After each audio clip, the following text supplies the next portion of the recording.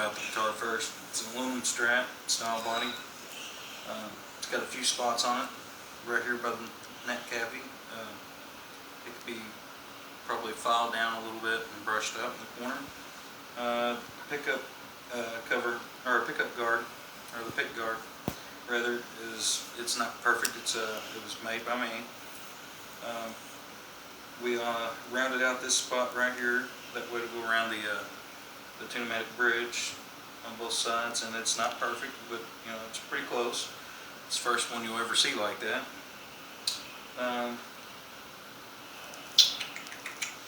The pickups are kind of hot. Right now we're in the bridge position with the two tones down. Noisy pots. The pickups are really good if you can't tell. Alright, anyway, this is the bridge position.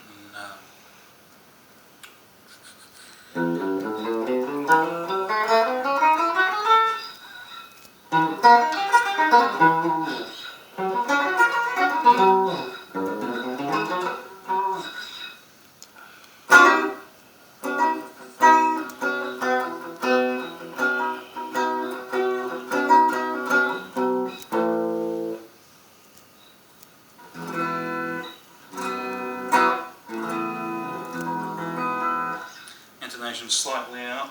I can fix it later, but right now I can't mess with it. Turn the tones up.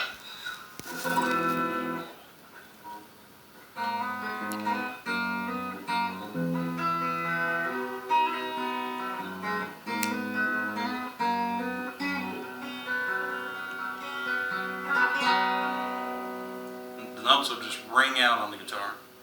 It's got excellent sustain. I want you to fix all the little bugs with it. I mean, it's completely an experimental guitar for me.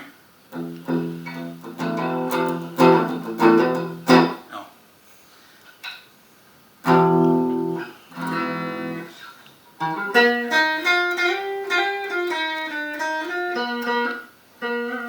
Discord.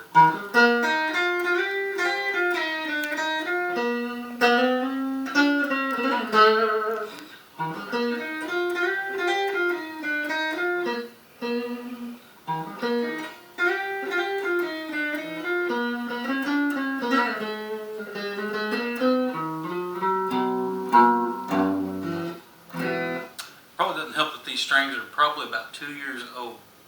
They've actually got rust on them. It's got a graphite nut, Brazil locking tuning machine heads. It is a licensed Mighty Mite neck. It is bird's eye maple. It's got the skunk stripe on the back. It does have the natural Fender little curved top here for your armrest, and it's got the curve here for your side. It weighs approximately 9.5 pounds. It's kind of heavy for a guitar, but it weighs about as much as a regular Gibson Les Paul Custom. Right here where the straps go on, both there and at the end of the guitar, there are solid 1-inch blocks welded inside here. That means that I could take it and just go BAM! And it wouldn't dent in. Same thing with this. You could hit it on a wall or something like that, it ain't going to cave in.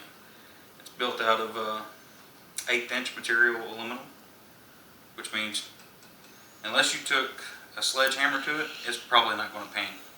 Unlike Fender's Strat bodies, you know, they're pretty thin gauge, probably Coke can type aluminum, and if you was to take a hammer to it or drop it on something, it could ping it up, you know. This right here, I could punch it all day long and it's not going to give any. I mean, you can squeeze it, it ain't giving. I didn't know about the troubles that I had with it, like the intonation bridge. Right where the string goes over the saddle here, the tension on each string is 20 psi. With that being said, the 1/8 gauge aluminum plate was warping. It was distorting in when I put the strings on there and started tuning it up. That was the only drawback I had to it, because nobody's ever done that before. You know, So I had to fix that. And you can slightly tell that if you take off the pickup cover, or the pick guard. But other than that though, it's right on the money. It's perfectly level. But I had to re-drill the holes, re-tap them, and all that jazz. Plus fix the distorted body. Aluminum's fairly forgiving about that. But anyway, to strengthen that up, I had to put a block underneath here. That way I could put the pneumatic and stop tail piece in. And then I had to stiffen this up all the way to the back of the body. Which, if you look at the back of the body, you'll see these spots right here. Okay, these spots right here can be buffed out. You see them? Okay, well they can be buffed out. You can't hardly feel anything right there. But you can take a little SOS pad or something, sit there, and it'll file it down. It's not no big deal. As far as polishing, I mean, it's not perfect. It's not made by a machine in a fab shop somewhere. This was made by hand with C clamps, MIG machine, TIG machine, because actually all the weld is TIG welded, and then used a MIG machine for spot welding the body parts together because it was simple, it was quicker. I could press with one hand and take that MIG gun and form it. The outside of the body from here all the way around to here, where the neck cavity is actually one piece of aluminum. Flat bar that's been bent. That's measured, cut, and shaped around the body. The top and the back piece are two separate pieces. This piece right here was actually bent with the top piece that was already measured and everything. This piece right here was actually cut out separate and laid it in there and welded it in. Then I ground down all the welds and tried to make it rounded off just like the strap that I copied it from. I say it's an exact copy, but if you look at it, it's got flaws. You know, it's not 100% perfect. But at the same time, you take you a little SOS pad to it, maybe a little file there, clean up the little spots here and there, and then you can anodize this thing. Throw whatever paint job you want on it. Right now, it's just raw aluminum. You can take your finger and go like that, and it'll leave scratches on it. But if you anodize it, you won't have to worry about that. And also right now, it's pretty cold. It's been inside the house, and it's, what, 75 degrees in here? And it still feels like it's about 30 degrees. And it feels like it just came out of the freezer. But if you anodize it, of course you've held a Coke can before in your hand, I'm sure. The paint job on the Coke can is anodized paint, and that keeps it from getting cold. It's like an insulation. Huh? 8 minutes. Oh, okay, well, I ain't worried about the time. But anyway, it'll also fix the feedback problem that this has when it's facing. You hear the noise? I take it away. Okay, if it was anodized on the inside, that would probably eliminate that issue. I'm not going to guarantee that, but that's what I'm assuming.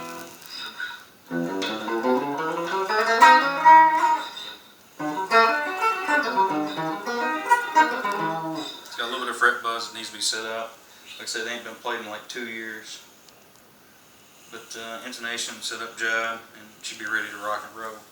That's a second position right there.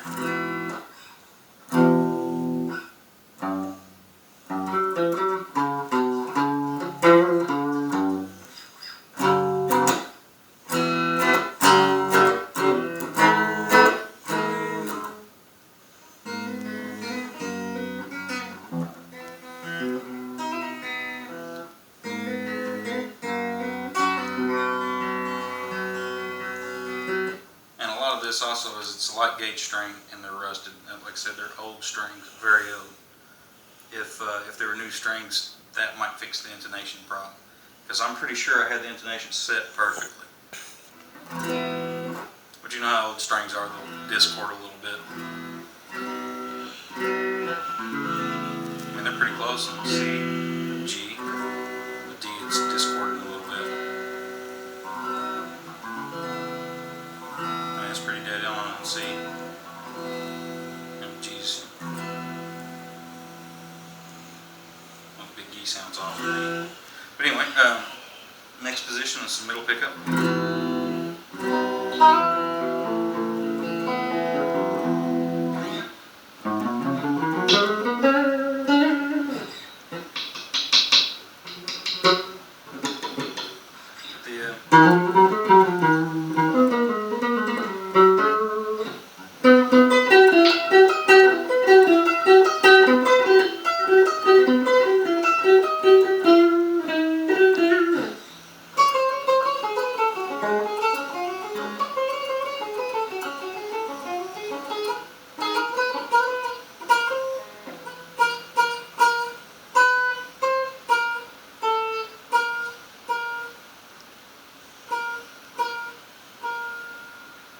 Touching the front wire right there.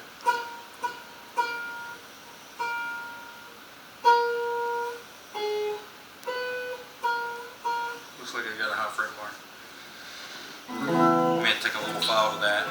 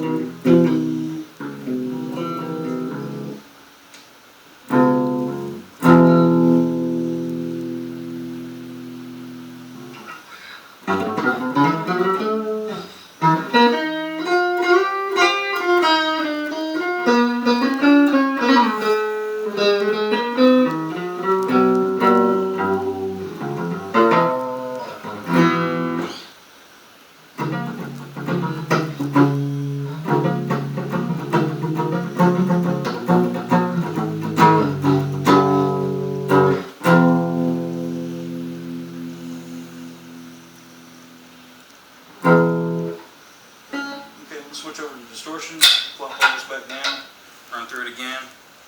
The pickup's at 79 Zebra Gibson Les Paul custom humbucker, and the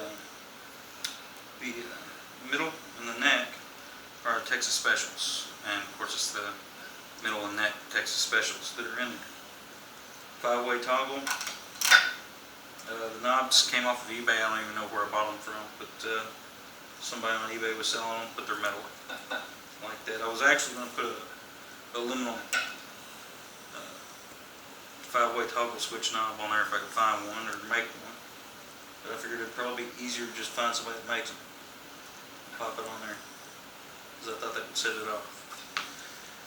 If I was going to paint it, I don't know what I'd paint it, but I mean, here's a customized guitar that you can pretty well do whatever you want to do with. And there's the feedback. That's because sitting on the amp, the pickups are really hot. Faces it.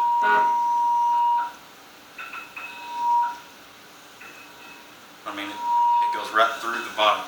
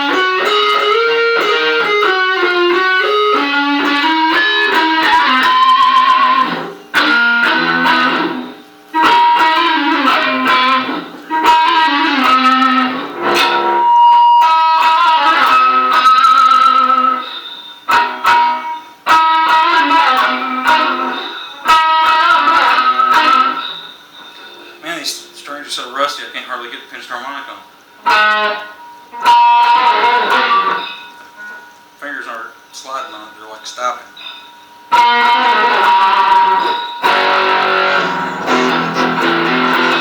well anyway, that's pretty much all there is to the guitar.